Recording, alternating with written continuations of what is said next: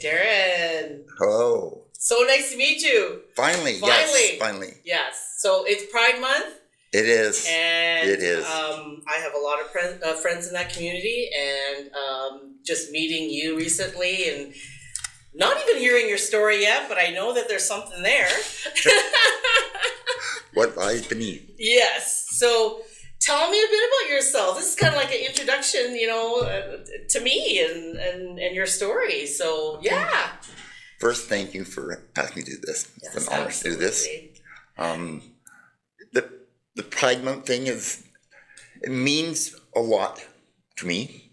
Right on. And my community. Yes. So about myself. Yes, right. I was gonna wear a rainbow and I couldn't find one. Oh, what? I know. That's a story for another day. Okay.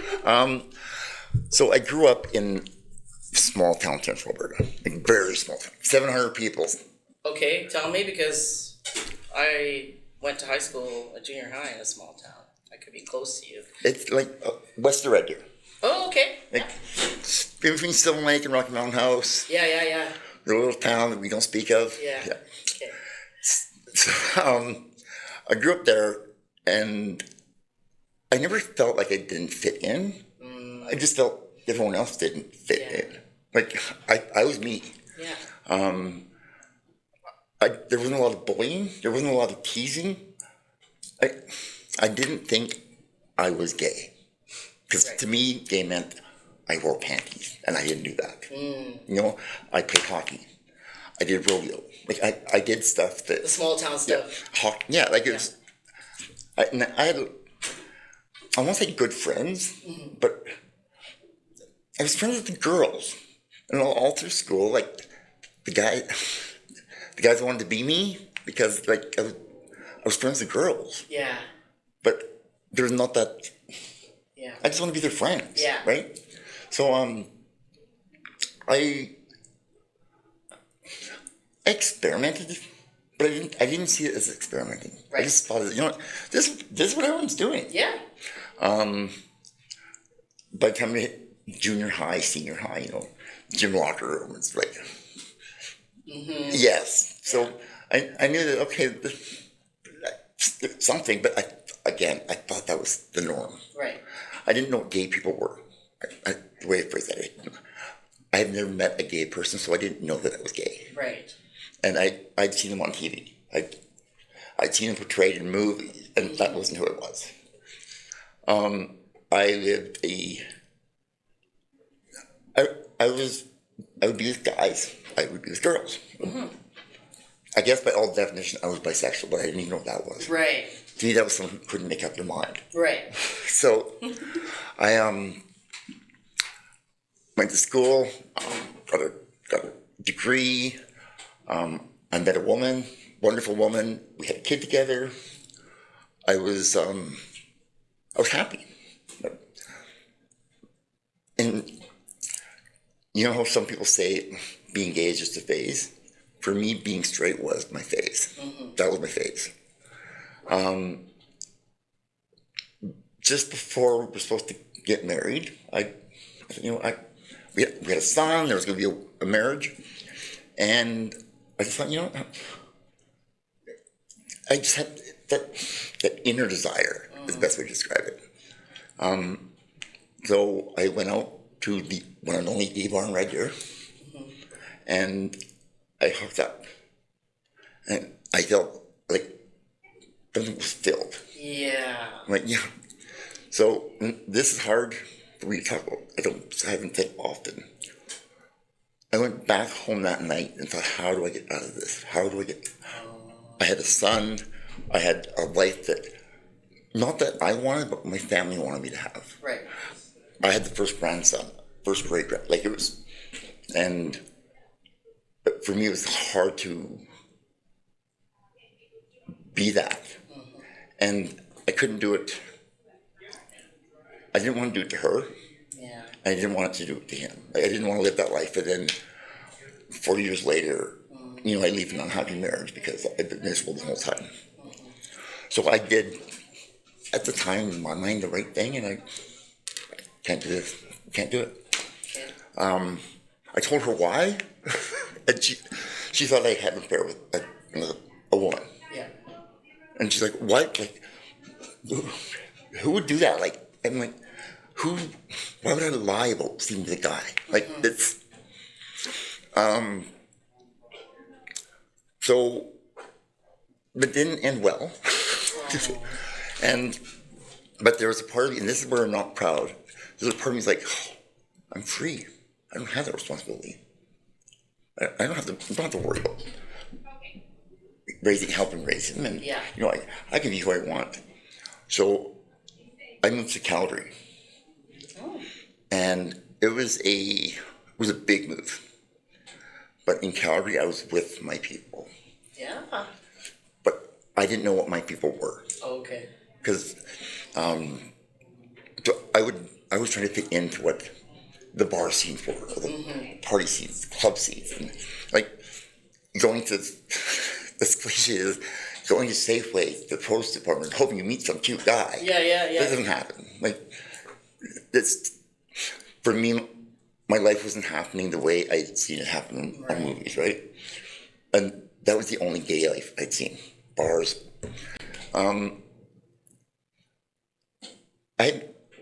Eventually I did meet someone. The one was, we were friends.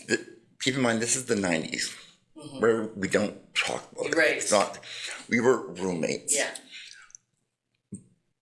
I believe everyone has that one person, and he was that one person. Like, I realize that now. Sorry. He was the victim of a hate crime, and he passed away. I'm so sorry. And because of the laws back then, I wasn't family. I didn't get to say goodbye. And just to back up a little bit, in my childhood, my dad passed away when I was young. There was abuse from an uncle. Everything was just, and I was starting to figure out, men don't stay. They don't stay. So I'm going to do what it takes to make them stay. I can make them love me. Yeah. I think I have to do what they want. For years, I was okay doing it, but I was living a split life. Like, my friends and family knew I was gay. I think I told you this before. I've been referred to as, and pardon the word, a homophobic homo. Because I didn't like what I was being represented as out there. I remember my first gay pride parade, and I'm like, and I would see different floats go by, and I'm like, where's the representation for the farm boy who played hockey and did rodeo? Where's that? Yeah. And they started having an internal issue with the word pride in front of something. Because in the Bible, and I am the last person to be preaching anything from the Bible, trust me, pride's one of the deadly sins. And I'm tying all that together, like, that label of pride or gay. People would refer to me as my gay friend Darren. No, I'm just your friend Darren. Yeah, exactly. And I've tried to live my life as, I am Darren who happens to be gay. I'm not gay Darren. Yeah. And as long as if something was, it's we're having Pride Night at a bar, I'm not going. You know, when I was in rodeo, like, they have a gay rodeo in Calgary, and it's great. It's wonderful. It's all inclusive. My thing was, why can't you just be gay in a regular rodeo? Because I could. Yeah. It's because, and it's weird. Growing up in a small town, you would think I encountered a lot of prejudices, a lot of hate. I'm looking back, it was there, but they never externalized it. It never said towards me, right? But I did stuff. I worked, everything I did, people knew I was gay, but it wasn't who I was. Right. It wasn't, I didn't make that my identity. Yes. Yeah. And then eventually, it was very lonely. Because I didn't fit in the gay culture. I didn't fit in a straight culture. And I was on a self-imposed island. I put myself there. So it's like, and my whole life been like, I want that one person again. Yeah. And throughout 20 years of living in Calgary, I had experienced bad experiences with other gay men. So I'm like, you know what? I just want to be friends with a straight dude. I just want that bro, right? But I didn't know how to communicate with other men. It wasn't in a sexual way. Because when I was younger, I used that as my strength to get attention to. Yeah. People would like me. So I wanted a straight friend. But that island I was on, I wanted people to come from the island and be me from both islands instead of me. And I felt I had to pick one or the other. Oh. And so I picked the negative side of the gay community. And don't get me wrong, that's not the community. I'm going to say we are a loving, accepting community. Yeah. There are the extremists. I didn't know that. Maybe extremist is not the word. Because when I grew up, homophobic and hate speech means something totally different than it does now. Like, I would get called the F word and thrown in a locker. That's okay for me, right? So today, if I get called, somebody uses, my nephew one time used the word with his mom. I said, "Mom, that's so gay." He said, "You can't say that." I'm like, "Well, no, it is kind of gay." I have no problem with that. Today, some of them do. And I'm thinking, that's not homophobic. To me, that's not. And I have to realize that what words affect some people may not affect others. Right.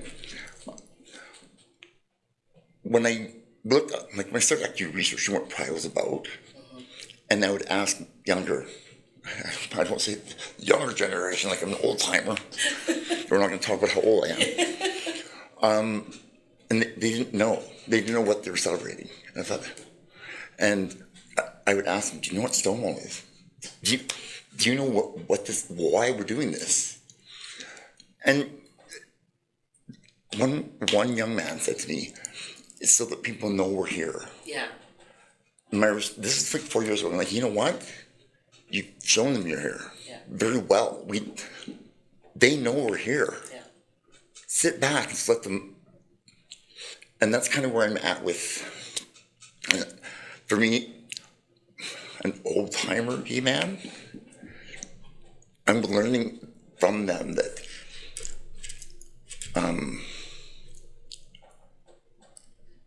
they're where they're at because of the struggles I went through. Not me. I'm not that old. I was not marching in 1969. But because of, it's easier, in my eyes, it's easier to be gay now than it was 30 years ago. Yeah. And 30 years ago, it was easier than it was 60 years ago. It's getting better. Yes. But they're in there now. And in there now, it sucks. It sucks. Like, kids they don't want to be here because of being unaccepted. It's not that I never wanted to be here. I wanted to be in a different here. I needed to escape my here. Okay. And I found a way to do that. And I could be accepted within the gay community. And I could accept what was happening in the gay community with substances. And when the two of them came together and my world was okay.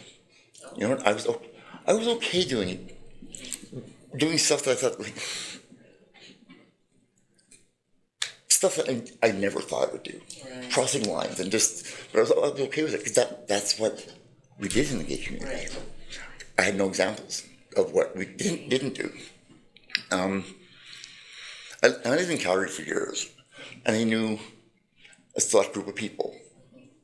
And I was actually talking to a friend of mine about how if we're with a group of people that only know one way, then we're only going to know that one way. Right. So to me, that's what being gay was about. But my upbringing, like No, not religious, but spiritual. I'm spiritual, really. Rural, central Alberta. Right. Like, they did not mix. Yeah. So, I'm having masks on, and I have a job, and there's another mask. Yes. The masks were easier with substances. Oh. I could slip in and out of the mask a lot easier.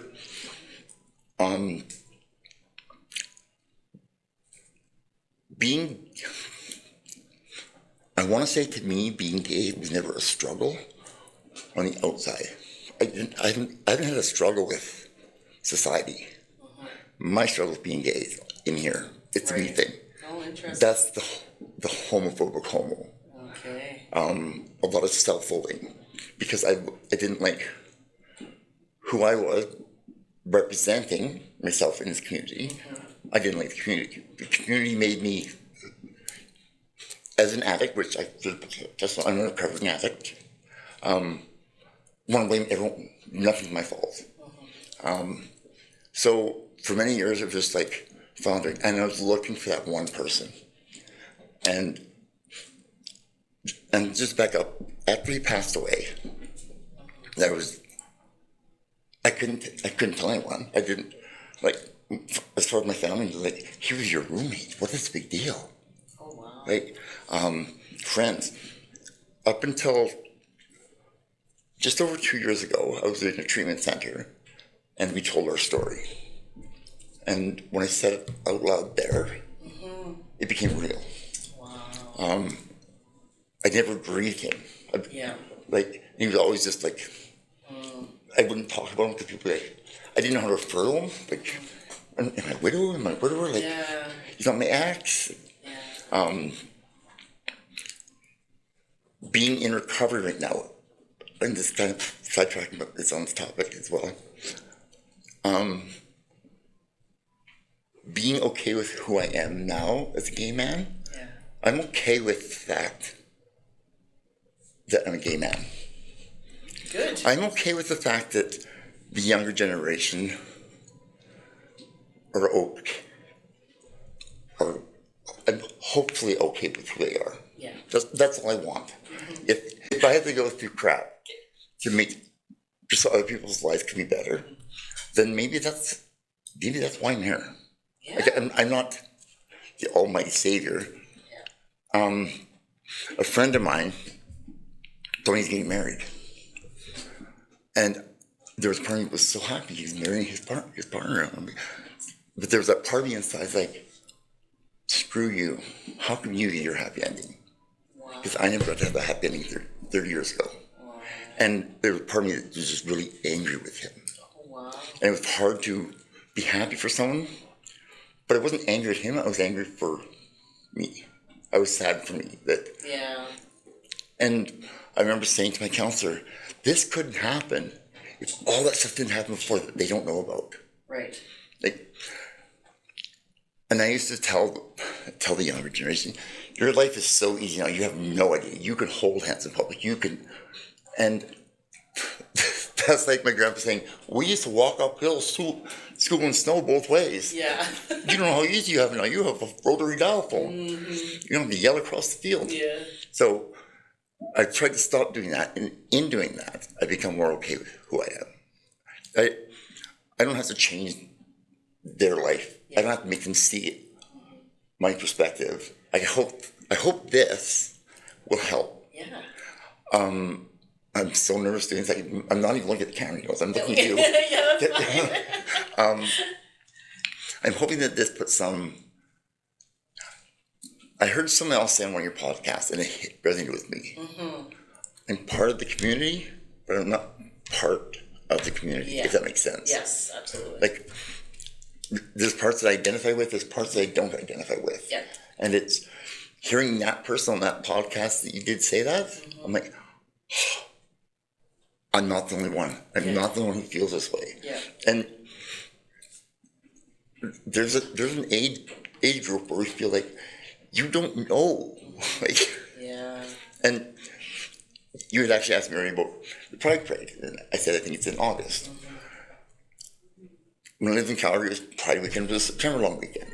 Oh wow! And it used to be June, but because of the rain, they canceled it and they moved it. And I'm like, you know what? They didn't move Stonewall to September because of the rain. Like, and to me, my perception of it was it just became a summer-long circuit party. Yeah. And I was taking part. I would take part in that. It was fun. Yeah. But I was also bringing the drug and alcohol in. Oh, okay. So I'm going to segue a little bit here now.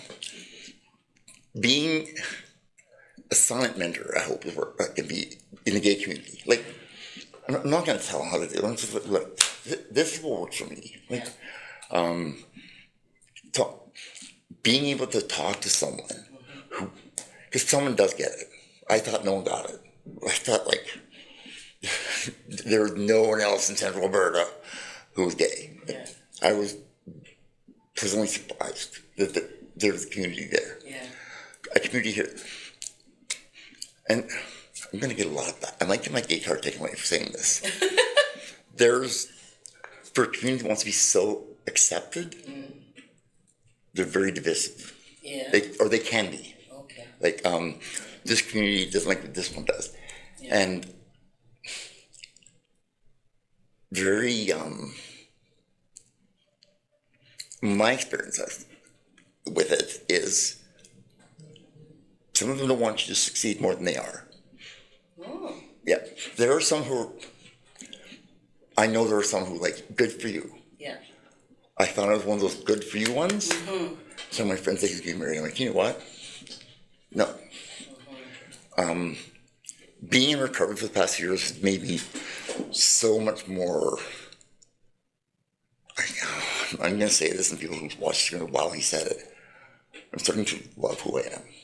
Oh, good. Not like it, not accept it. Yeah. It's for so long, it's like, I'm gay, accept it. Yeah. And I liked it. Like, when I was using, I loved it. But that's not what I loved. Yeah. It's because I didn't have to be. It's been because people are like, oh, we saw a rainbow, we thought of you. I'm like, okay.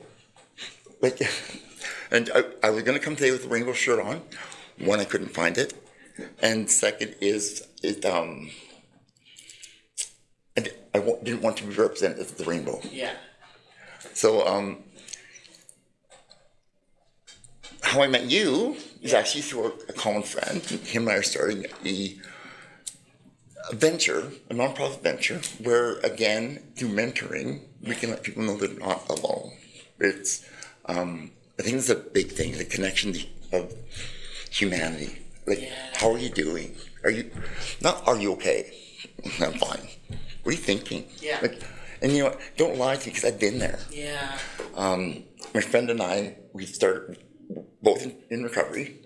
I have 2 years, 4 months, and 7 days right now. Yeah. So, longest I've had in a long time. Yeah. It's called, I'm going to do a shameless plug here if you don't mind. It's called Healthy Online Living. HAL for short. Yeah. We work with youths who need that leg up. It's a safe space to give them direction on life skills, how to move beyond where they're at. Right. And I mean, you use my comparison with the gay community. I felt stuck where I was at because I didn't know there was anything beyond that. That was everything. My commonality was with these people. And just to let youth in mental health, addiction, homelessness, spiritual struggles, we all have them. Yeah. And I think what we're doing in this safe space is giving a place to just be who they are. I love that. Because I know you're going to end this question. If I had a space to just be who I was, and not question who I was, like how can I ride a steer and like be gay, like, and a space to just be who I am. And I want to make clear this Healthy Online Living is not directed at the gay community. It's open to everyone. I'm bringing my experience as a teacher, a recovering addict, a member of the gay community. and that's all I got. Yeah. And my need to want to tell people. When I was approached for this project, my world just like opened up. Oh, nice. This is my passion. Yeah. Thankfully, I had a partner who put all the legwork in and hit the ground running. So can I give him a plug? Yeah. My good friend Andre, my brother, who I met in treatment, him and I are doing this together. Check out the website, www.healthylandliving.com. Good things to come. We're located, actually, we're doing the podcast right now at the Edmonton Senior Center, the old General Hospital. And when's your first, you got your first opening, like the day? I'm glad you asked, because I totally forgot that. Yeah. July 5th, Saturday, from 1 to 7 p.m. Okay. I'm looking at for guidance here, because I'm all over the place this week. Yeah. So, there will be, we're just starting, but it's not going to be all the programs we have to offer, but we will offer, we're looking at getting a youth pastor, registered addiction counselors, and it can be all volunteer time. It's very trauma based. I believe that a lot of people don't realize the trauma they've been through until they hear that my whole life, technically, I'm a walking book of trauma. I just thought shitty things happen to everyone all the time. Yeah. I was actually telling friends of mine, I'm like, do you know there are people out there who, they remember their childhood? And so I'm trying to bring all of our knowledge. There's a lot of people that are working on this, and we want to make it not your typical drop in, hang out. We have the pool table here, there's a shuffleboard here, there's going to be services here, but come and check it out. People say to me, oh, that's great, how can I help? Someone said to me, just show up. Sometimes all a kid needs to do. We're also going to be working, because in the senior center, it's a bridging the gap type program. See, now you see I'm El Paso. I'm here to talk about Pride Week, but I'm like, No, we got to talk about the work you're doing. Yes, it's with the seniors and the youth, just bridging a gap, because I'm not a senior, but I do know the older I get, the more I like to talk about myself. And kids like to hear that. And it's, the other thing is that like seniors like to bake things, and kids like to eat cookies. So I'm not like and I'm hoping that we can bridge the gap that way.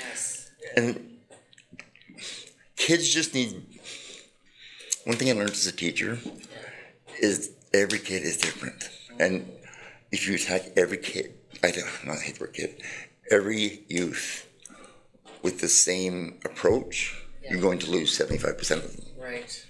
And I think we have enough people on our team where we can approach each one as more of an individual basis. What do you need? What do you need? They may not need the same thing. And again, I can't stress enough, it's trauma-based spiritual healing. And spirituality, for me, spirituality, it's a goose.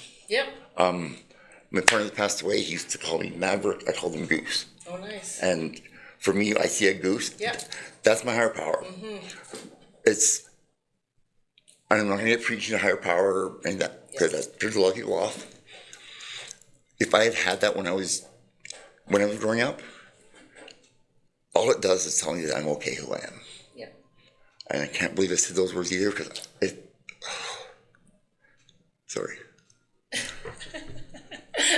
I'm okay who I am. Yes, you are. Yes, you are. I am enough. Sometimes ask people who I live with, I can be too much. That's okay too. But you know what? I'm enough, and that's all that matters. And hopefully, we can let other kids know, other youth know that they are enough. That's awesome. And the potential in them. That's awesome. Okay, so Thank you. Before we go, I want to ask you one important question. What matters to you, Darren? Human connection. Knowing that everyone needs to know that they are important. Yeah. They're here for a purpose. I know I'm here for a purpose because there's many times through my growing, and I'll tell you that I should not be here. Yeah. And finding a purpose. And once you find that purpose, don't give it up. Yeah. Eventually things will fall in place. So what matters most to me is just knowing that people are enough. Yeah. Humanity, compassion, empathy. Just listen. Well done. Well, thank you so much for that. Thank you. Thank you.